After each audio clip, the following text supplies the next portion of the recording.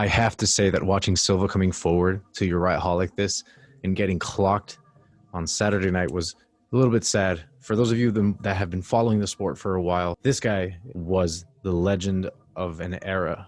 Everybody wanted to be like him. Most fighters alive right now in their primes watched Anderson Silva do his thing in his prime, and I'm sure he was a source of inspiration to a lot of mixed martial artists out there, especially strikers. That being said, I'm proud of Uriah Hall for what he accomplished, and there's a lot that goes into this fight. You have Dana White saying that Uriah Hall was gun shy. I don't think so. There's a difference between being gun shy and picking your shots against a guy who is primarily a counter striker. We've seen this before many times. Glad you guys can make it for another one of my episodes. This is Silva versus Uriah Hall. Make sure you subscribe and away we go. First and foremost, Silva made a career out of countering fighters. He would get inside your head. He would taunt you. He would try to get you to do something out of the norm. And the moment that you took it for granted, he would catch you. Silva's offense, although primarily a counter-strike offense, was reliant on him studying his opponent. Anderson Silva usually in the first round, he kind of takes it to analyze. He's like a computer. He watches what you do, how you're moving, how you're coming forward, what you're doing to defend yourself. If you watch the Yushin Okami fight, if you watch the Forrest Griffin fight, at first he was a little tentative, always watching his opponents. He would throw feints at his opponents to see exactly how they would react and then follow through when he thought he can pull the trigger safely. That was always Silva's style. And when he couldn't find this, he would taunt you into certainly making a mistake. So Uriah Hall had a lot to consider here against Anderson Silva, despite the fact that Silva's in his mid-40s and many people are saying he shouldn't be fighting anymore. He looked great, right? In the early rounds, it looked like the momentum was going his way. He was certainly having fun out there. And honestly, it didn't feel like Silva shouldn't be out there, you know? Of course, the results sucked, but until then, he looked like he can hold his own. I don't like Dana White's accusation of Uriah Hall being gun shy or whatever you want to call it, starstruck, because that's not the case. I just think he had a game plan.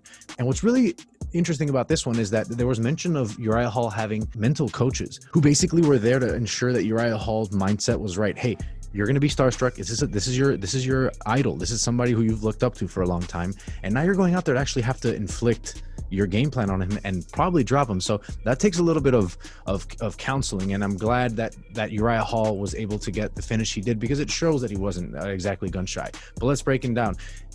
Anderson Silva tried to get Uriah Hall to do certain things. It would not work this fight. Uriah Hall definitely not giving Silva enough to study this time around. Silva really didn't know how to approach. And of course, the two times that Silva was dropped in this fight, second being the finishing one, it was because he was coming in like he always did. Uriah Hall had that really sneaky right hand. Look at this one here, how you don't even see it. Reminds me a little bit of the Weidman hook that landed close inside the clinch where Silva didn't see it coming and it dropped him, except this one of course was from a little further out, but sneaky nonetheless. And obviously it shows the holes in Anderson Silva's game, and pretty much anybody's game at this point. I mean, sneaky strikes are sneaky strikes, what can I say? But look what happens here as Silva comes in for the final time. He is approaching, he's coming in, Uriah Hall seeing it, steps the right way, moves in the right direction, and catches Silva coming in. He does not fall for what Silva's about to throw. He rather follows the trajectory of Silva's head movement and catches him. He does not look starstruck at all. He does not even look intimidated by Silva style, and he's there to make a statement. Roll the clip on Griffin. Look how he came in on Griffin, right? Hands down, disdain for the striking. This is how he would intimidate people. This is all part of his mind game. It's what always worked for him. And we have now Uriah Hall not falling for any of it, being very confident in his ability to counter, and he does so. This hook was right to the nose. I mean, that just sucked. Silva goes down right away. The fight was over, and we end up seeing the sad images of Silva single leg the referee here. Congratulations to Uriah Hall. I do not think he was gun shy at all. I just think that you have to fight a smart fight against a fighter who's known to pick you apart if you don't do otherwise. So I definitely throw away all the critiques that have been, coming down Uriah Hall's way, and I definitely think that Uriah Hall deserves a good opponent next. And as far as Silva, what do you guys think? There's the big question out there right now. Do we send him to a smaller league? Do we let him keep fighting in the UFC? Is his time done to just overall retire, hang up the gloves? But the problem is that Silva himself, in the post-fight interview with Michael Bisping, said, I don't know if I want to stop fighting yet. This is not my time. It doesn't feel like it. And man, he looks great. He's 45, still having fun out there.